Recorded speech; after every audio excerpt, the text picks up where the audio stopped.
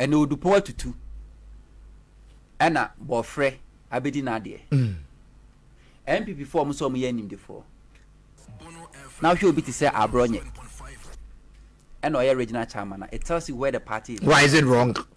Is it wrong say Abronye be regional chairman? It tells you where the party is heading. But that one day I won't take it. This is a wrong statement that you make. It's never a wrong statement because it's like you are going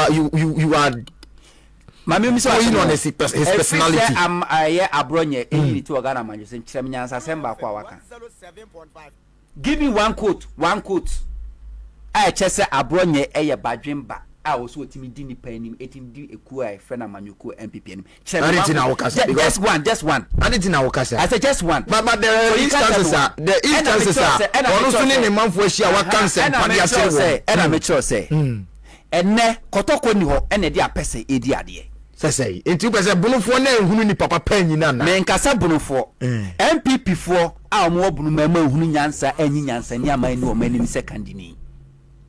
Wow. So we are regional chairman na amanyoko ni nyina no na ada no potentially over MPP or regional o na ada no all the executive ehya wase enti se wo kasa wo dwen hu Abronye claim to fame 2016 okoche kraman additional bokobo odua say electoral commission ni no wi abatuo mu a wabodua enkuma mo enya eye Abronye ni claim to fame no why is it that Abronye ene onchi the same kraman enkoto the same snap emodua say electoral commission awo hoi so wo wi abatuo mu amabodua enku adenti na onye sa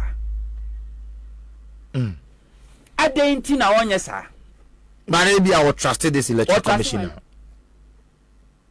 That will trust one. Jimenza. Say now one e koko wi abam oye Techiman South. Why? Endis ne ko wi abam. They say gamo kotam. Endis ne ko wi abam. No, so Abronye nim dey free throw ba o. Joy Scrabbe can say criminals. They were criminals. You see, who is onim dey free throw ba o. Then ever. And kwapeda die chibiashe. It's most of my man say you will do those things in Ghana. But because in this election, nobody will touch NDC supporter and go scot free. How? Because as a moya my ya tie chire nya baba besuru.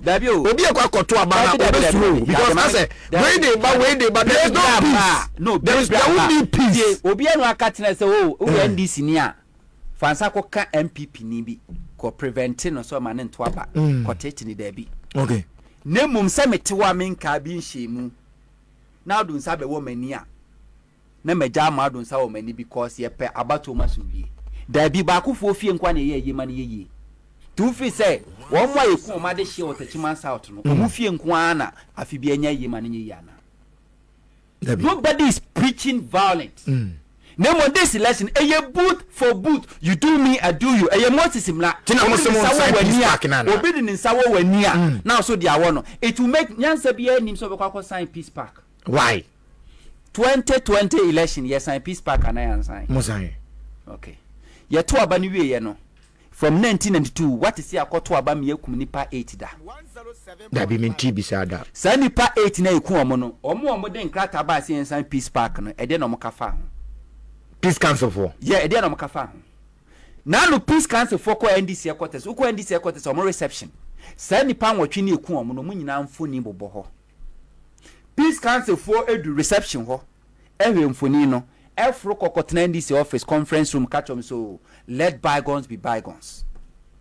The busa won say your oba eni eku no a. O person tell them say abofra 8-year-old girl no kwa kuwi abam. Abofra 8-year girl no a police for sponsors military akufu ado bo mo pamum kokum san kra na ne afoforo enso na akufu ado na bo bi pa meba a soldier for who is the commander in chief of the Ghana Armed Forces. It's a reason another than akufu ado, but they also have commanders that the bus stop at where the president's office. Very good. So the president takes responsibility. Two person chem say abofra 8-year-old girl no na okwako wi abato won mo ebo mu tuoku on mo Joseph Osewusu se omo ye criminals no ye ku omo no na scam wash obi ho.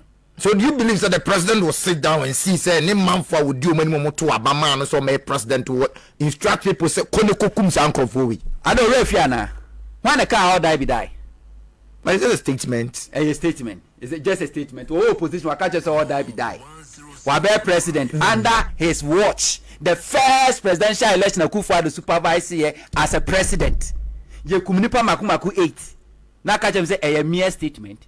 Na say a mere statement all die a mere statement in the and then abedu 8 a year gala for a it tells you number of people are obekum this year election. That's what this year you are. But the truth is that you also motiate and say we a police ni we a soldier ni the 2 man war. Now what do you say MPP netiswo kwana ko bon photo ni ku omo a hey who police ni no ye Ghana fo enim ye hu obi ni mobusu ani ni obusu afo nyina na wotu okay enti lo filo manya wa menya ba enti we soja ni na okumi mi nua meko ofi akokun maame se de be ya mi nua na ye ni ya wosu maame ye tie nyina be tena bese no ni ati ni suo ni ehun se de ewuo ni ya ni ehun se abato edi kokromotie na mom ye mfa etuo ena sisa manyotumi.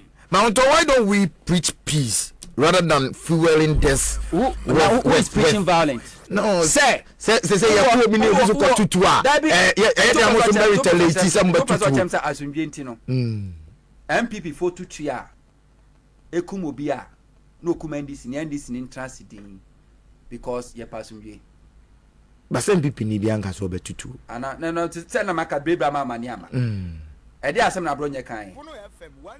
We are saying this in the context of Abronye. Okay. Anti-Brebra mama ni ama. NDC doesn't control police. NDC phone control soldier for. Okay. A police phone and soldier for is being controlled by Abai. Anti sa wo se wo ma etuo no a ye de ama omo so mo press mje no mo mfa nko dane mfa kokum kwada abofra 8-year-old girl. Na officer was here Janisa. You see Janisa man that be. Yenya ne sa and already President Mahama Kase say nipa 8 ni ku omo no 107.5 aka 26 days na President Mahama ya to abaye no obeye investigation all those corporate to be punished because omo ye national security operatives aye nim kofo aye soma omo and the commander no awodo omo koye no you have to produce and kofo na do omo koye no se omo wu akosha asase secret be tu mu nanka omo nankase e da begina koto edi hu asem. Okay. Me don say you are Samuel Huntor and Edi ko join live on Facebook at Abronye 107.5 FM and Abronye FM 107.5 and Sunyani we dey. You did come extensively. Now also wait me at as you join it. O comments ni nyina ja no ho. You better you ase akenkan ni nyina de ama. Bre ne bema you be bie phone lines no e de ama. Kojo lyrica one of a case o mu tie o mu pe wasem pa o mu tie na palma so se men kan tro se wo tie o mu nyina de messages abre me hanum se ya me kan ho asem e de a che na now yen hwe e china Supreme Court eba on the 4 seat kakra bi na afa yem na nkoma a ibedi ne no so kakra be ka fa Supreme dia na mo hwe ni mo free Supreme Court on. Let me tell you, Supreme Court for another opportunity. Anyankopon de mo say omo be clear omo ho. Enim guase na adoso dodo. So fa Kufuor aka. Yeah, enim guase no. Kanda paso aka. Adoso dodo. Now you see Ghana ya the name Supreme. Unse Supreme no. Anyankopon na feso a supreme leader. Yeah. And the name Supreme na didi etim. Ente me hu say bi ajaje for no moti Supreme Court no say so mu ye ni pasron ko bi da bi. To become a Supreme Court judge is not a big deal. Emrane says so you're a lawyer. No one practice for 15 years, sir. Now so when you can be appointed to the Supreme Court. Okay. And Kufuor the buy and appointing Crawford will be from High Court to Court of Appeal and we go Supreme Court. One appointing Crawford contest election on the ticket of MPP. Justice Ernest Joe. Who Central 2016 or contested. Yeah. And no first judges Mako and Numunwa. Now yes, already stay of execution. A buy no. To Supreme Parliament is now. Umunyina ya Kufuor appointee. Okay. Chief Justice not is all get to Tokuno no. Ni kuna Kufuor appointing now call na narcotic control board. Yeah. On a penny wo. And it tells you who they are. Na nim guasie say ajade for makumaku enum ebe kwa kwatena asem so na obi anfa na temu ma na bi nyina ko benkrom enye se we di ni judgment aba and the judgment no as state different and we are stating abeka bom na hu se nyina gina say kwana kwa Supreme Court 2013 under a year justice Tuguba as a presiding judge a judge former akoma kwa nkono no every objection every rubium the baby obia throne ruling obia throne judgment nti yakan we gina we wi na akabom ni awe say dodo say na see ye dodo say na see no ebedu justice ani ye bo aso ene enya unanimous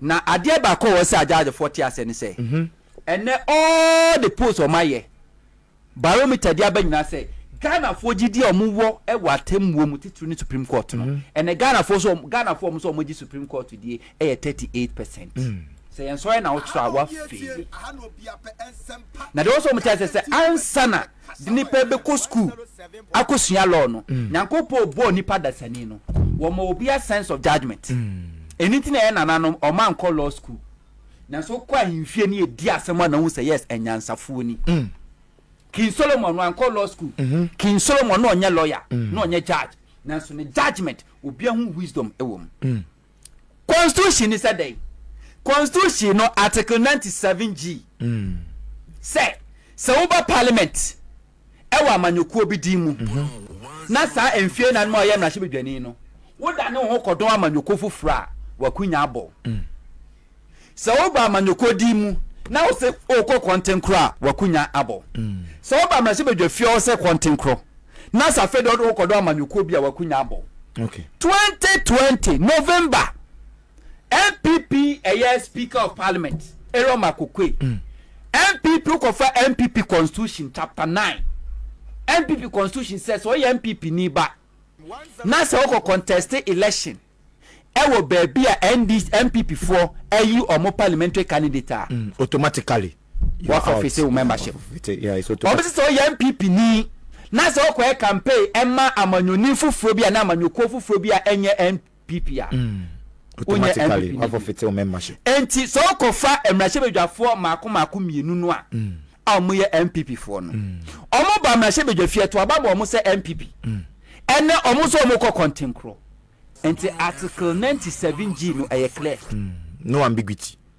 samra no ena eyo makoko ejina so a odi yi eye Andrew Asiakunya simple nobody went to Supreme Court because eye clear se Ghana Constitution no person mo say se we release that statement we no want tia sente we say ko Supreme Court na kwaji interpretation means Ghana for nyina ya bodam Ghana Constitution a plain words okay because under NDC rulings ya the man minimum judge for a tailor for mason for carpenter for MPP for boycott MPP for monti constitution ase no anytime they be no more running to Supreme Court for interpretation because someone can crofo a true constitution okofa Ghana constitutional readia sebio okwa pantan abodanfo omo majum kom kra chengu omo nsa no so timi reading no kinkan ko a obetimi akere was but article 97 nankasa kase there must be a writ to the Speaker of Parliament but obi antwere come Speaker of Parliament tie enye ni nyina 97 no ye wo A B C E F G H ekro e bi atro ne de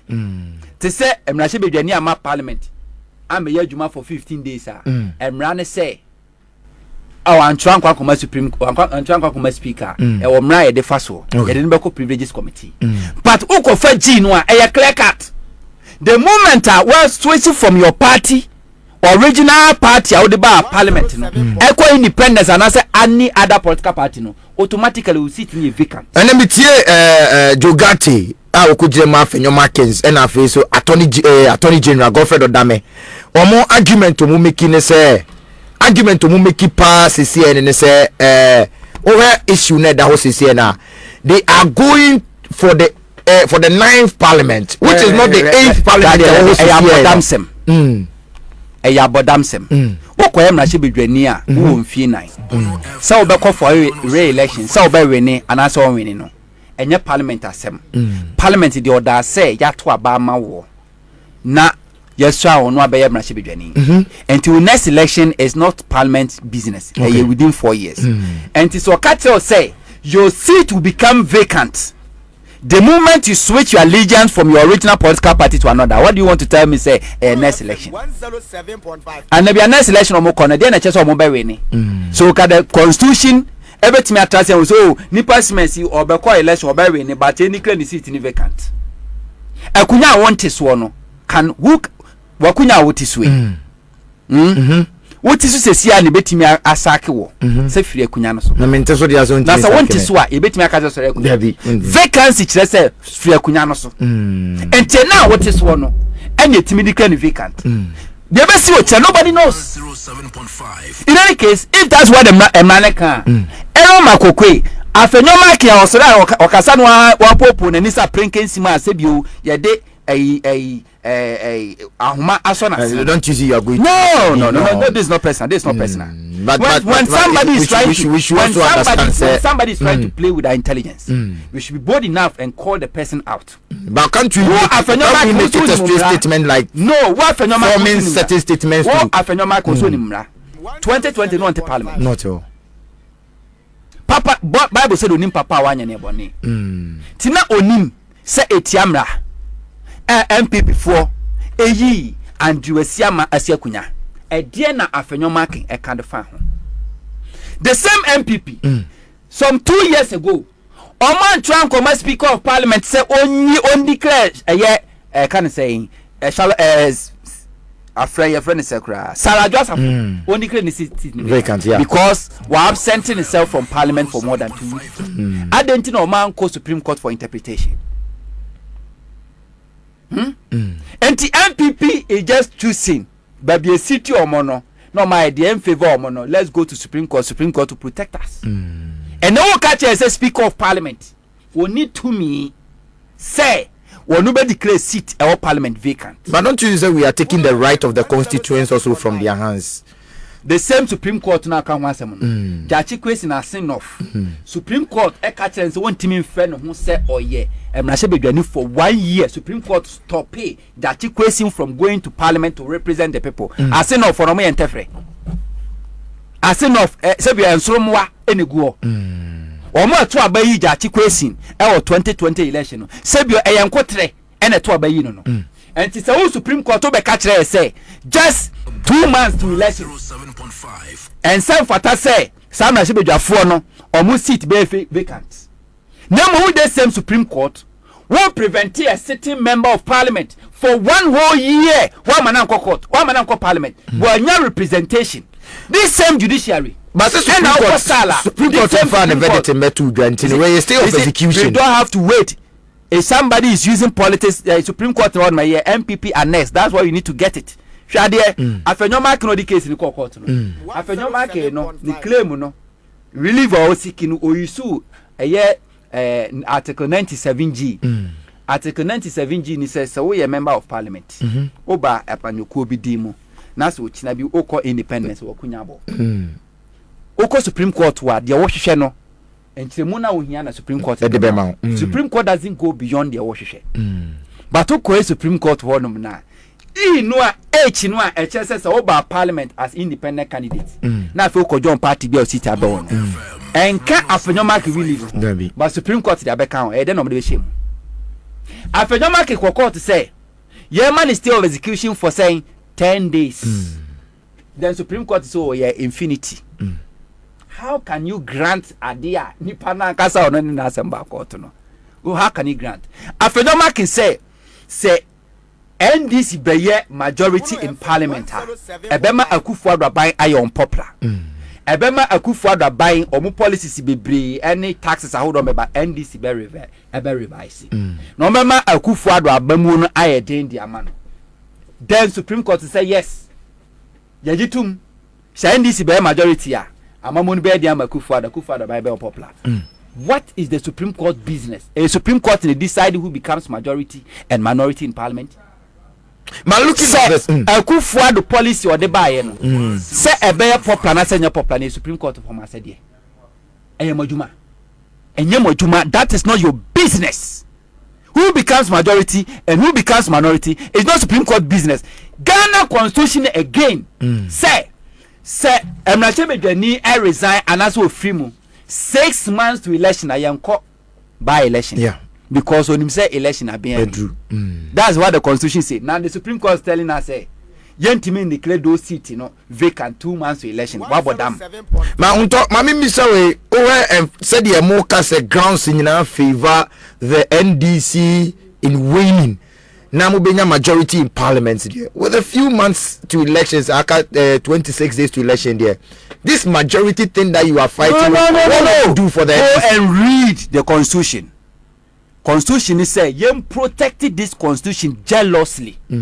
One can't just say 3 years to election or 1 month or 2 months to election. At every given point of time of our life as a constitution, no, as a country, no, constitution is that you protected the constitution. It is a day crana you must protect it. Adia ema Ghana anase ye nipa no efiri mu awon say ye emra na de adwuma emwa omon fa mra nya adwuma eni ntina se boja tachi otwe no awe no wontimi fa no kokko to bia ba ye nipa de emra na de adwuma enti wontimi kan chem say 1 month 2 month to election. So we should sit down for a crook nipa bonefo adwenbone a hye omoma and then Ghana constitution to their favor because we have few days or few months to election. So Supreme Court for say omo MPs no ye declare seat in vacant omo nya salary ye ntu omoka na afi kromo represent omo no omo nya obi mani nyino manam for the last na me catch you say of this administration of Ghana a source of law ye free bibi a friend precedence a source of law precedence and the see pen it means now so the boy attain this same Supreme Court and the same judiciary for 48 months and fear 9 or man for more sa umuni representatives omo to obey your man penyi bi amo man to obey him na se bedwani okay and the same court the same Supreme Court and the same judiciary is telling us say omo sa na de omo yantwen.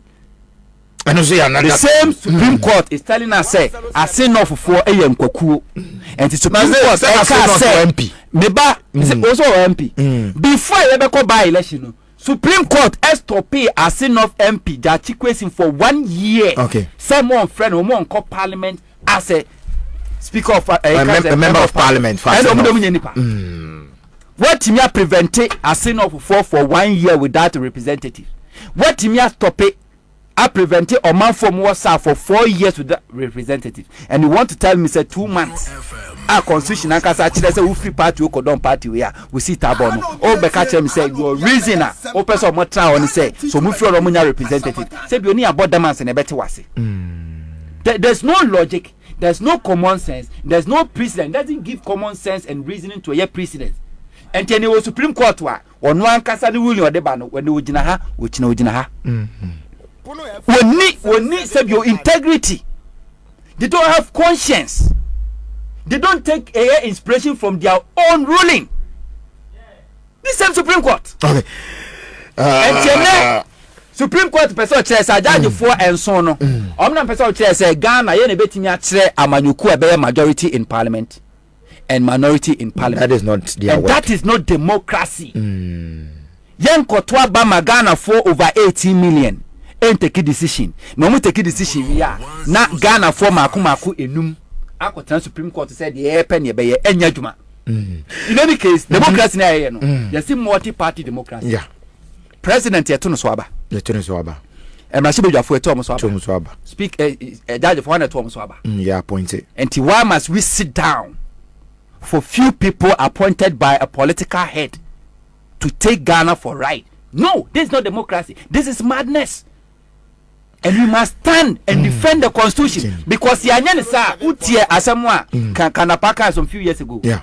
Was say or more research on Makwan said Ghana for ni GDA or judiciary a threat to a democracy. Say Ghana for Kobasi ni GDA Supreme Court what have happened. Nancy a survey said by 85% of Ghanaians doesn't believe in the judiciary. The danger is that and there will be no binya asamwa when you saw not intend to court into be farm rationalism. And tene eduabado so pa. And Krofo Sumase. That is where we are heading towards. Over here, every election year, you will get political party be or more Supreme Court or more challenging electoral commission. You may be able once the electoral commission say you no political party is going to Supreme Court. You know why? Because we are fan and the said there's danger ahead of us. Right, and come on, the papa